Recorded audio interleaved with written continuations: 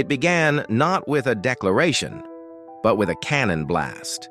Smoke curled over Charleston Harbor as Confederate guns opened fire on Fort Sumter. In an instant, the unthinkable became real. Americans firing on Americans. Not just a rebellion, not just a crisis. A civil war. In the North, the news lit a fire of outrage. In the South, cheers rang out like church bells. The great fracture had come, and now the bloodletting would begin. Slavery was the match that lit the fire. But the powder keg had been filling for decades.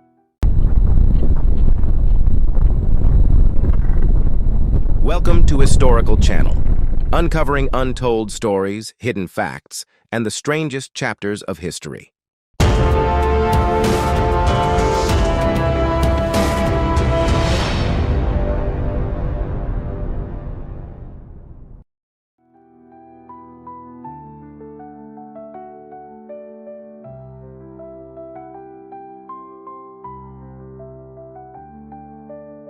Long before the first shot echoed at Fort Sumter, the United States had been a house divided, a contradiction sewn into its very foundation, liberty and bondage living side by side. When the 13 colonies declared independence from Britain, they weren't a nation. They were strangers with a common enemy. New Englanders lived by the rhythms of industry, the pulse of towns and city squares. Southerners bowed to the soil, cotton, tobacco, rice. One side read scripture by candlelight in wooden chapels. The other praised God beneath live oaks in Spanish-tiled plantations.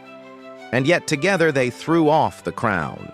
But victory didn't erase their differences. It only delayed the reckoning. After the war, the colonies faced a question. Could they be a country? And under that fragile peace, two Americas began to grow.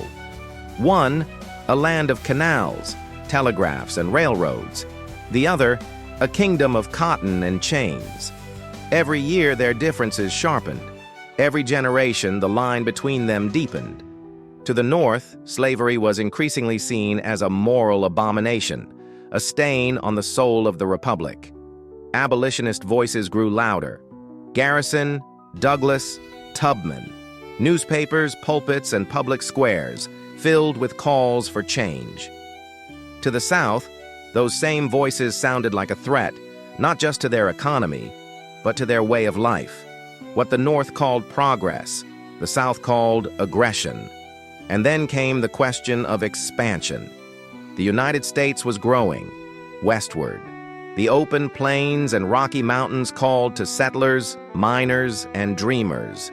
But would these new lands be free or slave? Then, in 1854, the Kansas-Nebraska Act tore the scab wide open. It allowed new states to decide for themselves, popular sovereignty. The result? Violence. Bleeding Kansas was the first battlefield of a war not yet declared. People were no longer debating with pamphlets. They were shooting each other in cornfields. The Union had been patched together with compromise. But compromise has limits. The threads that once held the nation together were fraying, and the storm was nearly here. In the South, a former U.S. Senator and Mexican-American war veteran named Jefferson Davis emerged as a champion of states' rights and Southern pride. Known for his stern demeanor and iron will, Davis argued that secession was not rebellion, but a constitutional right. And watching from Illinois was a tall, angular lawyer with a quiet fury, Abraham Lincoln. He believed the country could not remain half slave and half free. And when he won the presidency in 1860, the South took it as a declaration of war. To them, Lincoln meant abolition. Abolition meant ruin. So the first state stepped away, South Carolina. Others quickly followed. One by one, the stars fell from the Union flag. This wasn't just a political argument anymore, it was divorce. A house divided cannot stand, and this house was starting to crumble. The war began with dreams of glory and ended in piles of corpses. In the spring of 1861, both sides believed the conflict would be short. A few months, maybe. A decisive battle or two. Then the dust would settle, and one side would claim victory. That illusion was shattered at Bull Run. Near the quiet town of Manassas, Virginia, Union troops under General Irvin McDowell clashed with Confederate forces led by Generals Beauregard and Johnston. Civilians from Washington rode out in carriages, picnic baskets in hand, expecting a grand spectacle. Some even brought opera glasses to watch. At first, it seemed the Union had the upper hand. They pushed the Confederates back. But then, like a ghost from the Revolutionary past, came a stubborn line of gray coats. One regiment standing firm on a hillside under General Thomas Jackson. "There stands Jackson like a stone wall," someone shouted. The name stuck. With fresh reinforcements arriving by train, a first in military history, the Confederates surged forward. The Union line broke. The soldiers who had marched in proudly now fled in chaos.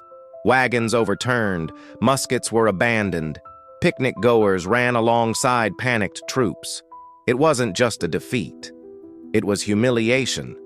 Washington braced for a Confederate advance that never came. But the psychological damage had been done. The North realized the South would not be easily subdued. The South, meanwhile, tasted victory, but misunderstood it. They believed the war might truly be won with spirit alone. The reality? Neither side was ready.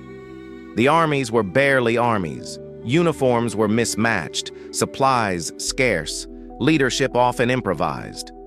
Many soldiers didn't know how to reload under pressure. Some regiments drilled with sticks instead of rifles.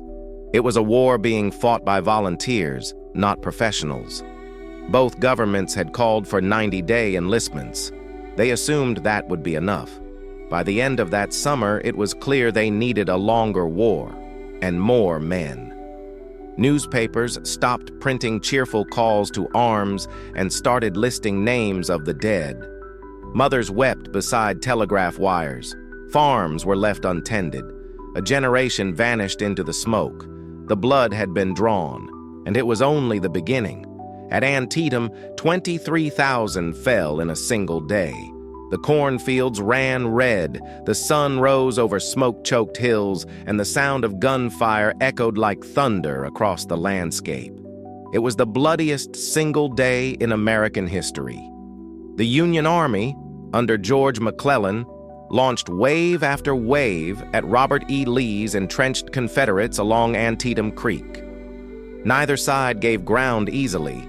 Soldiers died face down in the mud, often without ever seeing who shot them. The Dunker Church, a peaceful place of worship before the war, became a landmark surrounded by corpses. Despite outnumbering Lee nearly 2-1, McClellan hesitated to commit his full force. By nightfall, both armies were battered, neither able to claim a decisive victory. And yet, Lee's invasion of the North had been stopped. He retreated, wounded but alive.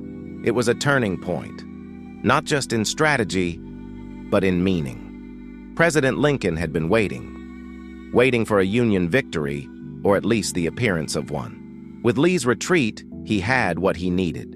5 days later, he issued the preliminary Emancipation Proclamation. It declared that, come January 1st, 1863, all enslaved people in Confederate-held territory would be forever free.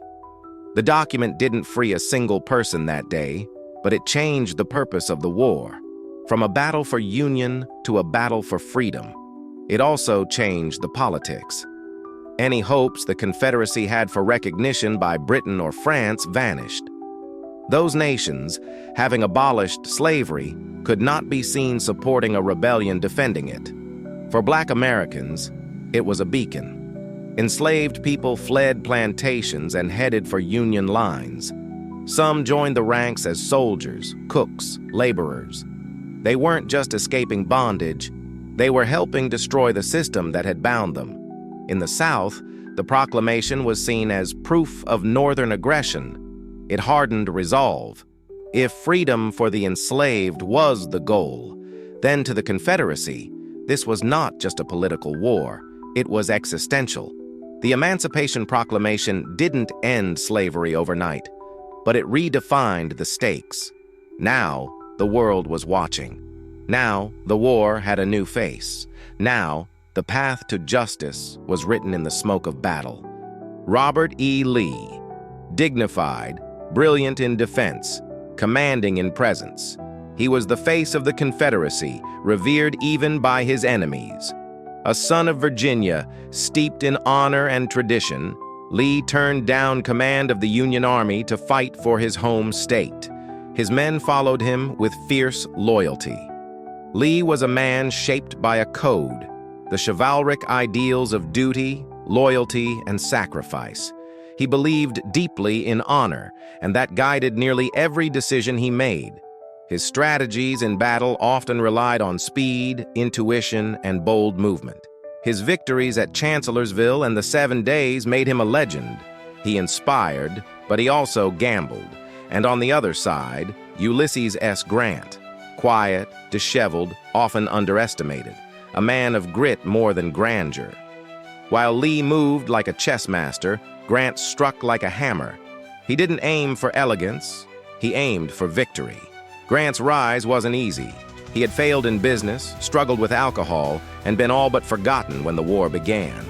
But the battlefield revealed a different man. Calm under pressure, relentless in pursuit, Grant knew war was about endurance. He wore down his enemies, not with flair, but with resolve. His campaigns in the West, Shiloh, Vicksburg, Chattanooga, proved that he could win, and win decisively. Their clash was inevitable. In 1863, Lee gambled again. Hoping to deliver a fatal blow, he invaded the North for a second time. His army swept into Pennsylvania toward a sleepy town called Gettysburg. What followed was 3 days of carnage. Fields soaked in blood, hills bristling with cannon. On the 3rd day, Lee ordered a frontal assault, the infamous Pickett's Charge. Thousands marched across open ground under blistering fire. Few returned. It was a disaster. Gettysburg marked the high tide of the Confederacy. From that point forward, the South was on defense. Simultaneously, far to the west, Grant laid siege to Vicksburg, the last Confederate stronghold on the Mississippi. His forces surrounded the city. Supplies dwindled. Civilians dug caves for shelter, eating rats and shoe leather. On July 4th, the city surrendered. 2 great Union victories just a day apart. The tide had turned. On the other hand, Union General William Tecumseh Sherman began marching with 62,000 men toward the port city of Savannah, Georgia. This campaign is known as Sherman's March to the Sea. Sherman marched to the sea, burning as he went. Not out of cruelty, but with a purpose, to break the Confederacy's will to fight. His army carved a path of destruction from Atlanta to Savannah, tearing up railroads, torching supply depots, and bending steel into twisted sculptures called Sherman's neckties. Crops were razed, livestock seized, plantations left smoldering. It wasn't just war, it was psychological warfare. Meanwhile, Grant was tightening the noose in Virginia. After taking command of all Union armies, he focused on Lee like a hound locked on a scent. The campaign that followed was brutal, unrelenting. At the Wilderness, men fought in dense woods where musket smoke clung to the trees and fires consumed the wounded where they lay. At Spotsylvania, they clashed for 22 straight hours in a rain-soaked trench called the Bloody Angle. But Grant did not retreat. Each time the path was blocked, he moved again, east, south, always closer to Richmond. At Cold Harbor, thousands of Union soldiers fell in minutes, and still, Grant moved forward. Lee, for all his brilliance, was running out of space and men. The Confederate army was exhausted, thin, half-fed, and surrounded by trenches that stretched for miles. Petersburg became the last stand. Union forces dug in and the war slowed to a siege. Trenches, mines, and endless artillery duels defined the months that followed. At one point, Union troops detonated a massive mine under the Confederate line, creating a crater 170 feet wide, but poor coordination turned it into a slaughter. In the west, Sherman had taken Savannah. Then he turned north through the Carolinas, delivering destruction like clockwork. His march wasn't just a campaign, it was a message. There would be no safe haven, no rear lines. By early 1865, Confederate morale was collapsing. The government in Richmond was nearly broke. Supplies had dried up, troops deserted in growing numbers, and civilians, weary of war, prayed for it to end. Lee knew the end was near. He launched a final assault at Fort Stedman, a desperate attempt to break the siege. It failed. Union troops struck back. Sheridan's cavalry flanked the defenses. And on April 2nd, Richmond was abandoned. What followed was a slow, sorrowful retreat westward. Lee's army, once the pride of the South, was starving, bleeding, and dwindling. At Appomattox courthouse, cornered and cut off, Lee met Grant. There was no triumph in Grant's tone, no gloating. He offered generous terms. Keep your horses, keep your dignity, just lay down your arms. Lee agreed. The war at last was over. In 4 years, over 700,000 lay dead, a generation gone. The bloodiest conflict in American history left fields of headstones, shattered families, and cities reduced to ash. The South was devastated. Railroads torn up, crops scorched, economies obliterated. Entire towns were emptied of their young men. Once proud plantations stood abandoned, overrun by vines and silence. The institution of slavery, the root cause, was finally dead. But freedom came unevenly. The Emancipation Proclamation had been a promise. Now, the 13th Amendment would make it law. Millions of freed people stepped into the light, but with no land, no money, and little protection, many faced new chains in the form of poverty and discrimination. The North had won the war, but not peace. Rebuilding the Union would take more than bricks and mortar. It would take generations of struggle. And then, just days after Appomattox, came the final blow. Abraham Lincoln, who had guided the nation through its darkest hours, was shot at Ford's Theater. The man who had called for malice toward none and charity for all was silenced before he could help heal the wounds of war. Across the country, people mourned. Black Americans wore mourning bands. Freedmen gathered in churches. Even some former Confederates bowed their heads. The war was over, but the battle for the soul of the nation was just beginning. In the decades that followed, monuments would rise. Stories would harden into legend. Some would remember valor, others would remember cruelty, and many would forget altogether. But the cost of unity, the real cost, was paid in blood. And every spring in cemeteries across the land, the flags wave, the bugles sound, and the earth remembers. Because some wars don't end, they echo,